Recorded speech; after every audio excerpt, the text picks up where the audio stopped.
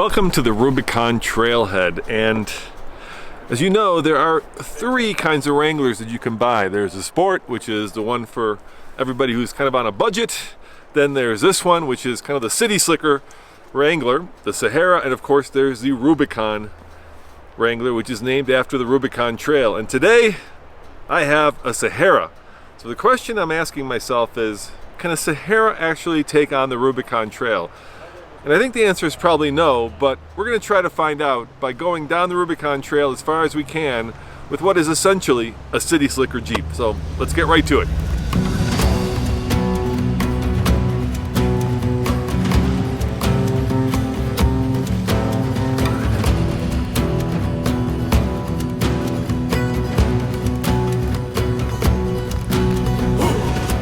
There's nothing wrong with the Sahara. I mean, it's a perfectly good Wrangler. It's just not set up for the Rubicon Trail in a bunch of different ways. So let me show you what I mean by that. First, of course, the most important thing are these tires. These are Bridgestone Dueler all-terrain tires, but if you look at the tread, they ain't no KO2s. They're more for on-road or dirt road than hardcore Rubicon Trail. Then you've got probably the biggest Achilles heel of this Jeep, and that's right here, this side step. On the Rubicon Trail, you're basically crawling over rocks the whole time, and that side step, if you hit a rock with it, that's gonna break and that's gonna bend, and that's no good.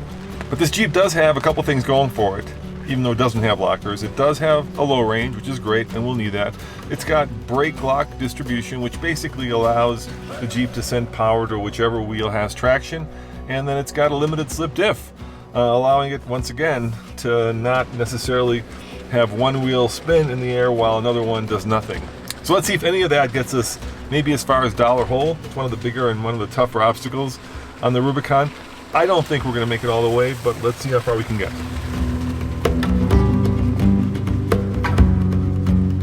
Now normally you would run the Rubicon Trail from Loon Lake to out here, ending up kind of up at Cadillac Hill at Inspiration Point, and then Dollar Hole would probably be the last big obstacle.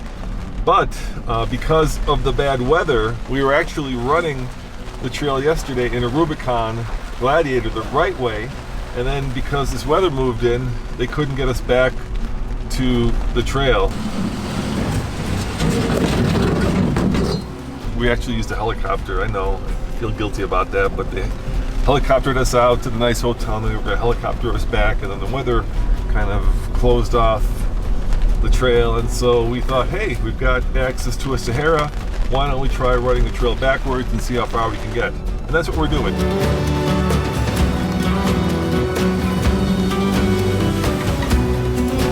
Guys, we've run a lot of trails in a lot of different vehicles, and the Rubicon by far is one of the hardest. It's just a bunch of big boulders that easily get in the way. So let's see what kind of vehicles people have here at the trailhead, so you can kind of get a sense for what most people are running. And you'll see that we've really brought, I'm gonna say, a plastic knife to a gunfight with this. Maybe that's not fair.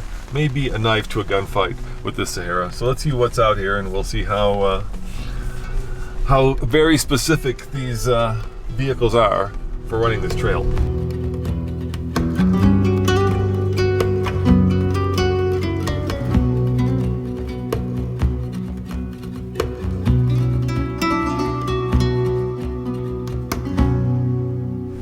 Yeah, there's not much Toyota left in there, is there, Tommy?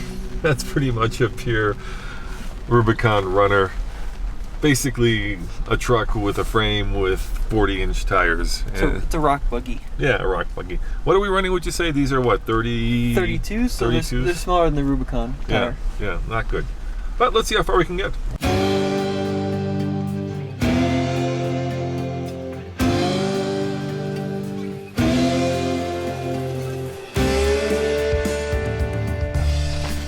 Just at the start of this trail, and we've already run out of suspension and run out of adhesion. I need to air these down because look at what's coming up. This is like in the first 500 feet.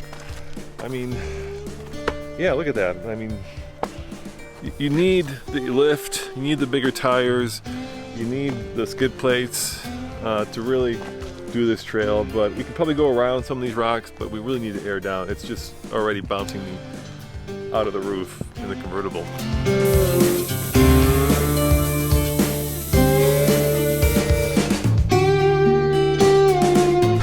right, time to put it in low. There we go. Now we normally lock the locker, disconnect the sway bar, and hope that the front skid plates keep everything protected. But I don't have front skid plates. I do have a rear skid plate. I don't have lockers. I don't have the bigger tires. I don't have the bigger shock absorbers. So that's kind of the downside of the Sahara. It's great in the snow. It's great on a dirt road, but on the Rubicon Trail, you may have found the Achilles heel of the Sahara. Maybe we need to take it to the Sahara.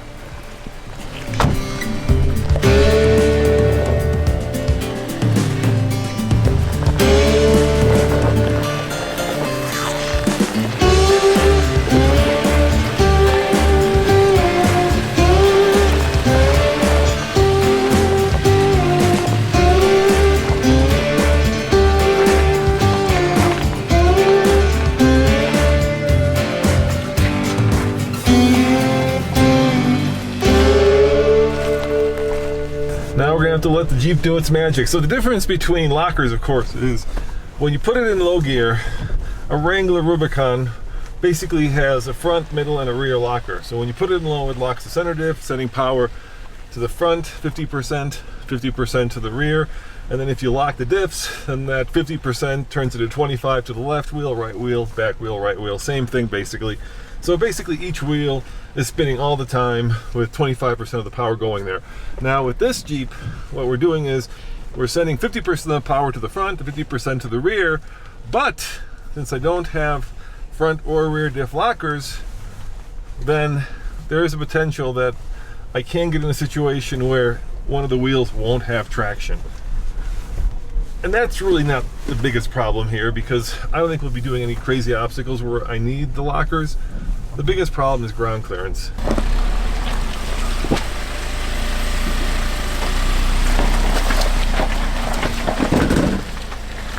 Whoa, there we go. Got to use the skid plate right there. So you know how tall that rock is. There's a rock. There's my foot. That is a tiny rock on the Rubicon Trail. That's the thing about this place. People out here are running 40-inch tires, 37s. We're not, and that's a real problem because there's just a lot of pointy and jagged rocks. But I gotta tell you, airing down means you lose ground clearance, but you also make for a much softer ride. So I do enjoy this ride a lot better now that I've taken it down to about 28 psi. Any lower than that, I'm gonna lose too much ground clearance. It's gonna make this trail almost undoable. But so far so good. It's hard to show just how some of these rocks are and how tall they are and how high they stick up. So I'm kind of doing it walking down the trail. I gotta tell you, it is beautiful. I mean, it's an absolutely gorgeous trail. It's in some ways actually better to walk than to drive, because when you're walking, you can pick your line and not get all bounced and shattered and thrown about.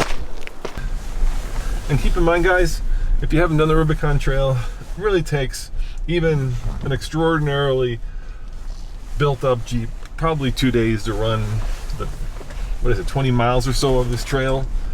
It's just that hard.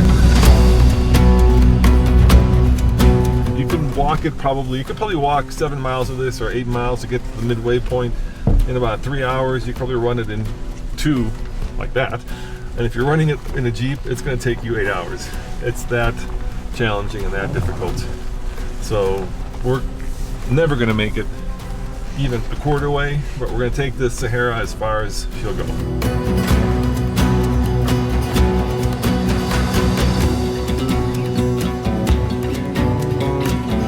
But guys, keep in mind the Jeep says that any Wrangler will make it across the Rubicon Trail, and that includes the Sahara and, more importantly, even the Sport.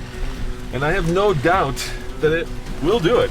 But the bigger question is, will it do it in style? Will it do it in comfort? And most importantly, will it do it without a lot of trail damage? And since this Jeep is not ours, but FCA's, I really don't feel comfortable answering that question. Because I suspect the answer is yes, it'll do it, but it won't look like this by the end of it.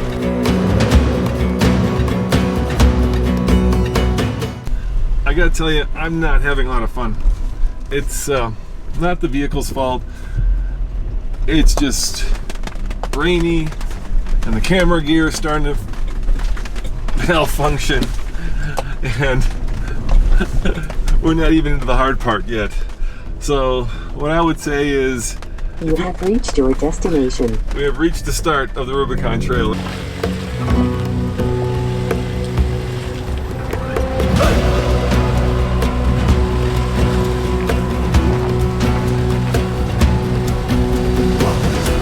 So what I would say is, if you guys are thinking about coming out here and running the trail, I would highly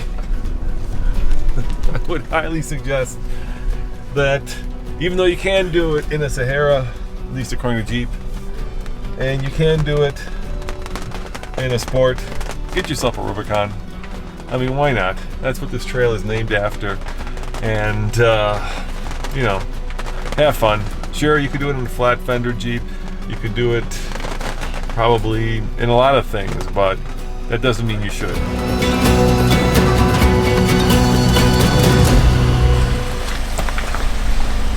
You see right there? This is the other problem with these side steps.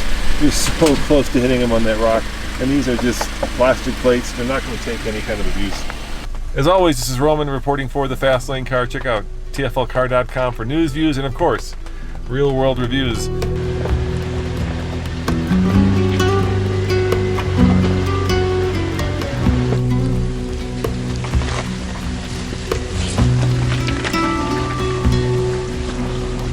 Here's a little behind the scenes, just so you're aware of why we turned around so early. Tommy's with me, but he got a little bit of food poisoning, so he's not doing really well. No, I'm not doing well at all. I keep hurling up whatever I eat or drink, so it's not ideal. And for some reason, even aired down, the Sahara has a really rough ride. Maybe it's because yesterday we were in the Gladiators, and those are longer wheelbase, so the ride is smoother. Or maybe it's because these skinny tires are just not good. But even on this part that is relatively easy, it just, well, it's not something you want to do on a upset stomach, right? Yeah, it's like a party in my stomach and no one's having fun.